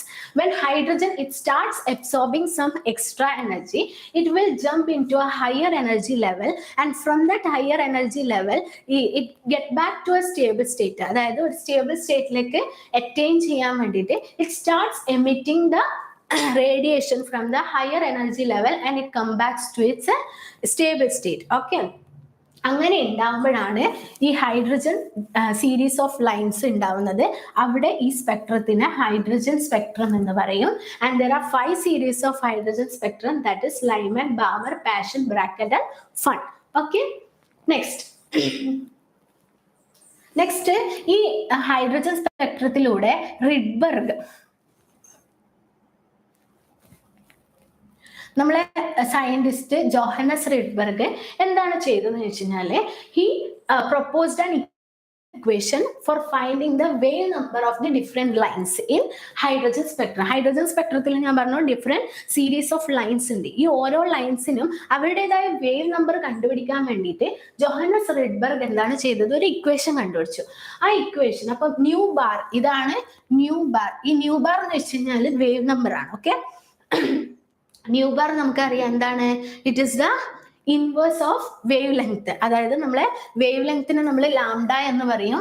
Lambda inverse ചെയ്ത് കഴിഞ്ഞാൽ 1/λ ചെയ്ത് കഴിഞ്ഞാലാണ് നമുക്ക് എന്ത് കിട്ടുക? Wave number. Okay, bar is equal to 109,677. Okay, 109,677 into 1 by n1 square minus 1 by n2 square centimeter inverse. Unit ഒരിക്കലും മറക്കാൻ പാടില്ല. Okay, centimeter inverse. ഇനി ഈ 109,677 centimeter inverse എന്ന് പറഞ്ഞു കഴിഞ്ഞാല് this constant is known as Redberg constant. എന്ത് constant ആ? Redberg constant. Okay. ഇനി ഈ n1 ഉം n2 എന്താണെന്ന് വെച്ച് കഴിഞ്ഞാൽ നമ്മൾ നേരത്തെ പറഞ്ഞു n എന്താ different energy levels. n1 final energy level, അതായത് അബ്സോർബ് ചെയ്ത് കഴിഞ്ഞതിന് ശേഷം എവിടെ നിന്നാണോ അത് energy emit ചെയ്യുന്നത്, that is final energy level, and n2 is the initial energy level. Initial energy level when it comes back to its stable state. That energy level is known as initial energy level. Okay, apo nu bar is equal to 109,677 into 1 by n1 square minus 1 by n2 square centimeter inverse. There are different problems based on this Redberg equation that we'll be discussing in the problem solving sessions. Okay, apo ഓരോ എന്താ പറയാ ഓരോ series ഉണ്ട്. there are 5 series, right? Lyman, Balmer, Passion, Bracket, Fun series. Okay, അപ്പൊ Lyman it is spectral. ആ spectral region, അതായത് ഈ spectrum ഉണ്ടാവുന്ന റീജിയനിലാണ് ഉള്ളത് എന്ന് വെച്ച് കഴിഞ്ഞാൽ UV റീജിയനിലാണ്. ബാമർ സീരീസ് വിസിബിൾ റീജിയനിലാണ് ഉണ്ടാവുക. പാഷൻ സീരീസും ബ്രാക്കറ്റ് സീരീസും ഇൻഫ്രാറെഡ് റീജിയനിലാണ് ഉണ്ടാവുക. And the fun series also it takes place in infrared region. Okay, അവരുടെ ഇത് n1 എന്ന് വെച്ച് കഴിഞ്ഞാൽ when it absorbs energy where it will be in the higher energy level. അതാണ് നമ്മൾ n1. അതായത് Lyman always it will be in the first energy level. Balmer will be in energy level. Passion will be third. Bracket 4 and Fun 5. Okay, this n2 is the initial energy level. Okay, and next we are moving on to the Bohr's model of hydrogen atom. അപ്പൊ ഞാൻ നേരത്തെ പറഞ്ഞിട്ടുണ്ടായിരുന്നു കുറച്ച് അല്ലെ, ചെറിയൊരു introduction ആ സമയത്ത് തന്നിട്ടുണ്ടായിരുന്നു. റുദർഫോർഡ് പ്ലാനറ്ററി മോഡൽ ഓഫ് ആറ്റത്തിന് ഡ്രോബാക്ക് ഉണ്ടായതുകൊണ്ട് തന്നെ നീൽസ് ബോർ വന്ന് നീൽസ് ബോറിന്റെ ചെറിയൊരു വേരിയേഷൻ അല്ലെ, റുദർഫോർഡിന്റെ പ്ലാനറ്ററി മോഡൽ ഓഫ് ആറ്റം ചെറിയൊരു വേരിയേഷൻ ചെയ്തപ്പോൾ ബോർസ് മോഡൽ ഓഫ് ആറ്റം വന്നു. ഈ ബോർസ് മോഡൽ ഓഫ് ആറ്റത്തിൽ ഞാൻ പറഞ്ഞു ന്യൂക്ലിയസ് ആണ് സെന്ററിൽ and all the electrons are revolving around the nucleus in a fixed path called orbit, and this orbit it consist of a fixed energy. Okay, അതായത് ഈ ഓരോ പാത്തിനും ഓരോ ഫിക്സഡ് എനർജി ഉണ്ട്. അതുകൊണ്ട് തന്നെ ഈ ഓർബിറ്റിലൂടെ പാസ് ചെയ്യുന്ന ഓരോ ഇലക്ട്രോൺസിനും ഫിക്സഡ് എനർജി ഉണ്ടാവും. അപ്പൊ energy will not be decreased and energy will not be increased also. Okay, അപ്പോൾ കറക്റ്റ് എനർജിയിലാണ് അത് പോകുന്നത്. അപ്പോൾ ഇനി ഹൈഡ്രജൻ ആറ്റത്തില് ബോർസ് മോഡൽ എന്താണെന്ന് വെച്ച് കഴിഞ്ഞാല് the electron in the hydrogen atom, it can move around the nucleus in a circular path or fixed path called orbit which have energy, fixed energy, right? അപ്പോൾ ഈ ഫിക്സഡ് എനർജി ഉള്ള fixed പാത്തിലേക്കൂടെയാണ് ഈ ന്യൂക്ലിയസിന് ചുറ്റും ഹൈഡ്രജന്റെ electron പോകുന്നത്. And these paths are called orbits or stationary states or allowed energy state. Okay, and this energy state will be numbered as 1, 2, 3 etc. and KLMN. We know that, right? KLMN നമുക്കറിയില്ലേ, K when n is equal to 1, n 1 ആണെങ്കിൽ it is known as K shell, n2 ആണെങ്കിൽ it is known as L shell, n3 ആണെങ്കിൽ it is known as M shell, and this KLMN are the different shells available. Okay, and these numbers are known as principal numbers. ഈ എന്ന് പറഞ്ഞു കഴിഞ്ഞാൽ എന്താണ്? These are known as principal quantum numbers. Okay, ഈ principal quantum numbersന്റെ value 1, 2, 3 etc. 1, 2, 3, 4, 5 അങ്ങനെ പോകും. Okay, next നമ്മൾ പഠിക്കുകയാണെങ്കിൽ ഈ ഹൈഡ്രജന്റെ റേഡിയസ്, ഹൈഡ്രജൻ ഓർബിറ്റ് വന്നു കഴിഞ്ഞാൽ അതിന്റെ റേഡിയസ്, ന്യൂക്ലിയസിൽ നിന്ന് അതിന്റെ ഓർബിറ്റിലേക്കുള്ള ആ ഒരു ഡിസ്റ്റൻസ് ആണ് radius of the orbit. Radius of the orbit കണ്ടുപിടിക്കേണ്ട ഇക്വേഷൻ ഇതാണ്. Rn is equal to A0 into n square. Rn is equal to A0 into n square, where n is the different energy level. അപ്പോൾ not different energy level, that is in Redberg equation. Here n is the principal quantum number അല്ലേ? നമ്മുടെ principal quantum number ആണ് n. n can have values 1, 2, 3 etc. Okay. R to a naught into n square. ഇതാണ് നമ്മളെ radius of orbit കണ്ടുപിടിക്കേണ്ട equation. അതിൽ a naught it's a constant value and this is constant value is 52.9 picometer. Okay, a naught is equal to 52.9 picometer and the radius of the first stationary state a naught എന്ന് വെച്ചാൽ it is constant because ഒരു first stationery സ്റ്റേറ്റിന്റെ radius ആണ് 52.9 picometer and this is known as Bohr radius. Okay, Bohr radius. And ഈ n value increase ആയിക്കൊണ്ടിരിക്കുമ്പോൾ നമ്മളെ radius of the orbit increase ആയിരിക്കുന്നതായിരിക്കും. Next equation is frequency of radiation. അതായത് ഒരു radiation വന്നു കഴിഞ്ഞാൽ അത് ഒരു റേഡിയേഷൻ അബ്സോർബ് ചെയ്യുന്നുണ്ടെങ്കിൽ അല്ലെങ്കിൽ എമിറ്റ് ചെയ്യുന്നുണ്ടെങ്കിൽ അതിന്റെ ഫ്രീക്വൻസി കണ്ടുപിടിക്കേണ്ട ഒരു ഇക്വേഷൻ ആണ് ന്യൂ ഇസ് ഈക്വൽ ടു നമുക്കറിയാം പ്ലാങ്ക്സ് ഇക്വേഷൻ എന്താ E is equal to h nu. അതിൽ നിന്ന് നമുക്ക് ന്യൂ കണ്ടുപിടിക്കേണ്ടത്. അപ്പൊ nu is equal to delta E by h. ഈ ഡെൽറ്റ ഇ എന്ന് വെച്ച് കഴിഞ്ഞാൽ when energy is emitted and absorbed there will be a differ in energy അല്ലെ, difference in energy and that differ in energy is denoted by delta E. Okay, അപ്പൊ delta E by h, delta E എന്ന് വെച്ച് കഴിഞ്ഞാൽ difference in energy that is E2 minus E1 divided by h. ഇതാണ് നമ്മളെ frequency of റേഡിയേഷന്റെ equation. Next നമ്മൾ പറയുകയാണെങ്കിൽ angular momentum. Okay, ഒരു ഇലക്ട്രോണിന്റെ ആംഗുലാർ മൊമെന്റം എപ്പോഴാണ് ഉണ്ടാവുക?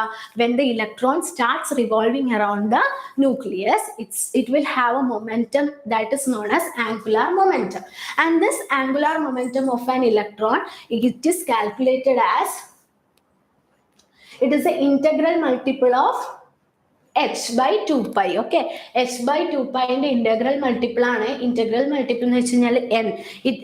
Here also principal quantum number must it depends. Okay, അതായത് n h by 2 pi എന്നാണ് mvr angular momentum. Okay, angular മൊമെന്റത്തിനെ ഡിനോട്ട് ചെയ്യുന്നതാണ് mvr and when it is we are calculating the angular moment of electron, അതുകൊണ്ട് ഞാൻ m നെ electron mass of the electron. ഇവിടെ current പോയി, അപ്പോൾ നമുക്ക് ഇന്ന് ക്ലാസ് അവസാനിക്കാം, വൈൻഡ് അപ്പ് ചെയ്യാം. Okay, so in the next class it will B continued in the next session. Okay, thank you.